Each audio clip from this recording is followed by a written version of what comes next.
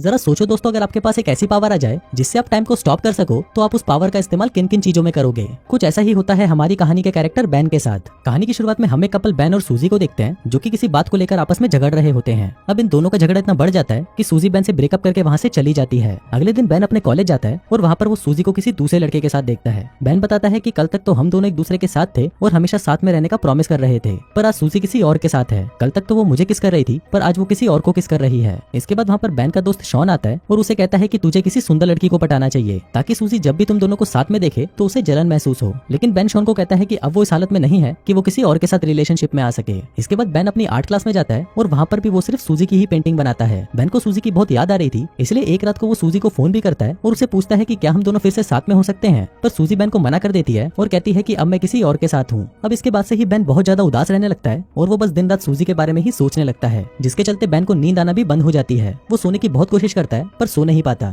इसलिए बैन रात को बुक्स पढ़कर या टीवी देखकर ही अपना टाइम पास करता है। फिर एक रात को बैन कुछ सामान लेने के लिए ग्रोसरी स्टोर में जाता है और वहाँ पर वो एक नोटिस देखता है जिस पर लिखा था कि नाइट शिफ्ट पर काम करने के लिए यहाँ पर स्टाफ की जरूरत है। अब बैन को तो रात को नींद आती नहीं थी, इसलिए बैन सोचता है कि टाइम पास करने के लिए यहाँ पर काम करना ही सही रहेगा। फिर बैन उस स्टोर के मैनेजर के पास इंटरव्यू देने जाता है और मैनेजर उसे वहाँ पर काम करने के लिए सेलेक्ट कर लेता है। अगली रात से बैन उस स्टोर में काम करने लगता है। उस स्टोर में बैन के साथ एक लड़की भी काम करती थी जिसका नाम शैरन होता है। बैन देखता है कि शैरन जब भी स्टोर में लेट आती थी तो मैनेजर उसे अपने कैबिन में बुलाकर हरास करता था। इसके बाद बैन हमको बताता है कि यहाँ पर सुपरमार्केट में टाइम बहुत ही धीरे धीरे कटता है, इसलिए यहाँ पर काम करने वाले एम्प्लॉइज टाइम को जल्दी काटने के लिए अलग अलग तरीके अपनाते हैं। जैसे शैरन अपनी घड़ी पर टेप लगा देती है ताकि उसे टाइम का पता न चल सके और टाइम जल्दी बीत जाए। शैरन के अलावा स्टोर में दो और एम्प्लॉय भी काम करते हैं, जिनमें एक का नाम मैट और दूसरे का नाम बैरी होता है, और ये दोनों स्टोर में काफी उल्टी सीधी हरकतें करते रहते हैं और इसी तरह ही वो दोनों भी अपना टाइम पास करते हैं। अब यहाँ पर बैन के लिए भी टाइम पास करना बहुत मुश्किल हो गया था, इसलिए बैन के पास एक सुपर पावर आ जाती है। बैन टाइम को फ्रीज कर देता है, जिसके बाद वो सुपरमार्केट में आई सारी सुंदर लड़कियों के कपड़े उतारता है और उनकी ड्राइंग बनाने लगता है। बैन बताता है कि उसे दुनिया में सबसे ज्यादा सुंदर क्रिएशन लड़कियां ही लगती हैं, इसलिए वो सिर्फ लड़कियों की ही ड्राइंग बनाता है।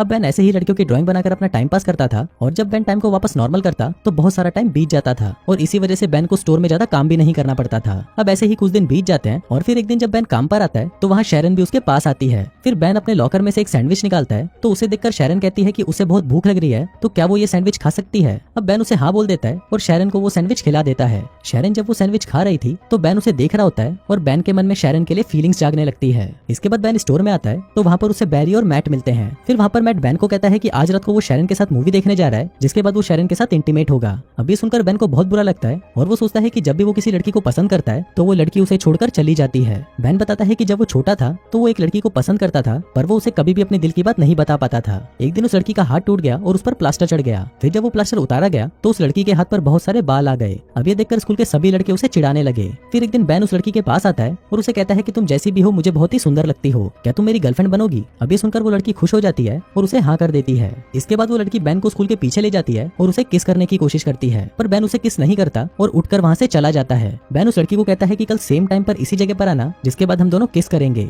अब अगले दिन बैन उसी टाइम पर स्कूल के पीछे आ जाता है, पर वो देखता है कि वो लड़की तो वहाँ पर नहीं आती। जिसके बाद अगले दिन उसे स्कूल में पता चलता है कि वो लड़की ने स्कूल छोड़ दिया है और वो हमेशा के लिए अंटार्कटिका शिफ्ट हो गई है। इसके बाद हम स्टोर मैनेजर को देखते हैं, जो कि बैन और बाकी के एम्प्लॉइज को अपने पास बुलाता है और कहता है कि कल हमारा एक फुटबॉल मैच है। फिर अगली शाम सभी लोग मैच खेलने के लिए जाते हैं, लेकिन यहाँ पर बैन और उसकी टीम सही से मैच नहीं खेल पाते क्योंकि वहाँ पर किसी को भी फुटबॉल खेलना नहीं आता था। अब बैन गेम से बहुत ज्यादा बोर हो चुका था, इसलिए वो टाइम को फ्रीज कर देता है। फिर बैन अंदर जाता है और वहाँ पर देखता है कि सभी लोग फ्रीज हो चुके हैं, लेकिन तभी वो देखता है कि वहाँ पर एक आदमी अभी भी हिल रहा होता है। फिर बैन जब उस आदमी के पास जाता है तो वो आदमी वहाँ से भाग जाता है। अब ये देखकर बैन को पता चलता है कि ये सुपर पावर सिर्फ बैन के पास नहीं बल्कि और भी लोगों के पास है। फिर बैन वापस ग्राउंड में आता है और टाइम को नॉर्मल कर देता है, लेकिन जैसे ही टाइम नॉर्मल होता है वैसे ही मैट फुटबॉल को लात मारता है और वो फुटबॉल जाकर सीधा मैनेजर के मुंह पर लगती है और उसके मुंह से खून निकलने लगता है। फिर मैट मैनेजर को लेकर हॉस्पिटल जाने लगता है, पर जाने से पहले वो बैन को कहता है कि तुम शैरन को घर छोड़ देना। लेकिन यहाँ पर घर जाने से पहले बैन शैरन को अपने साथ कॉफी पर ले जाता है। वहाँ पर बैन शैरन से पूछता है कि क्या तुम्हारे और मैट के बीच में कुछ चल रहा है, जिस पर शैरन उसे कहती है कि हम सिर्फ अच्छे दोस्त हैं और हम दोनों के बीच में ऐसा कुछ नहीं है।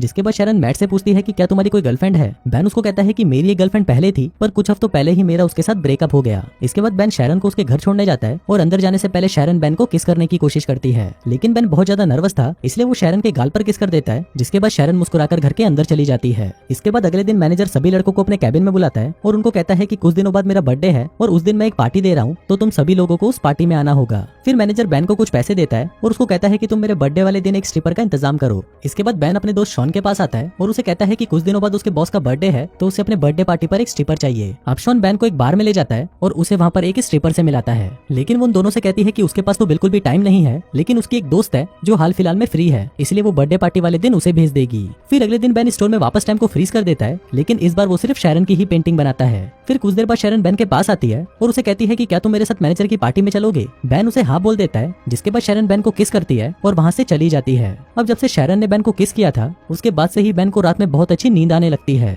फिर अगले दिन मैट और बैरी बेन को फोन करके उसके साथ एक प्रैंक करते हैं। मैट बेन को कहता है कि वो एक आर्ट गैलरी से बोल रहा है और उसे बेन की ड्राइंग्स बहुत ज्यादा पसंद आई है, इसलिए वो कल बेन से मिलना चाहता है। अब ये सुनकर बेन बहुत ज्यादा खुश हो जाता है, जिसके बाद वो शैरन को लेने उसके घर जाता है और फिर वो दोनों साथ में मैनेजर की पार्टी में जाते हैं। वहीं पार्टी में बेन को उसकी एक्स गर्लफ्रेंड सूजी भी मिलती है। वहीं शैरन बहुत ज्यादा सुंदर लग रही थी, इसलिए सूजी बेन को उसके साथ में देखकर जलन महसूस करने लगती है। थोड़ी देर बाद पार्टी में स्ट्रिपर आ जाती है और शॉन उसे देखकर पहचान जाता है कि ये तो उसके बचपन की दोस्त है। जिसके बाद शॉन उसे अपने साथ डेट पर चलने को पूछता है, तो वो स्ट्रिपर भी उसे हाँ कर देती है। इसके बाद मैनेजर शैरन के पास आता है और उसे अपने साथ इंटीमेट होने को कहता है, लेकिन शैरन मैनेजर को मना कर देती है और उसे गालियां देकर वहाँ से चली जाती है। दूसरी तरफ बेन वॉशरूम के लिए जाता है तो उसे वहाँ पर सूजी मिलती है। सूजी बेन को कहती है कि उसे गलती हो गई और वो बेन के साथ वापस रिलेशनशिप में आना चाहती है। अब ये बोलकर सूजी बेन को किस करने लगती है, पर बेन सूजी को खुद से दूर कर देता है और कहता है कि अब मैं शैरन से प्यार करता हूँ। नीचे शैरन बेन और सूजी को किस करते हुए देख लेती है और वहाँ से जाने लगती है। अब ये देखकर बेन टाइम को फ्रीज कर देता है और शैरन के पास आता है। अब बेन को समझ नहीं आ रहा था कि वो शैरन को क्या बताए। हम देखते हैं कि उसे टाइम को फ्रीज करे हुए 2 दिन हो गए थे, पर अभी भी उसके पास शैरन को देने के लिए कोई जवाब नहीं था।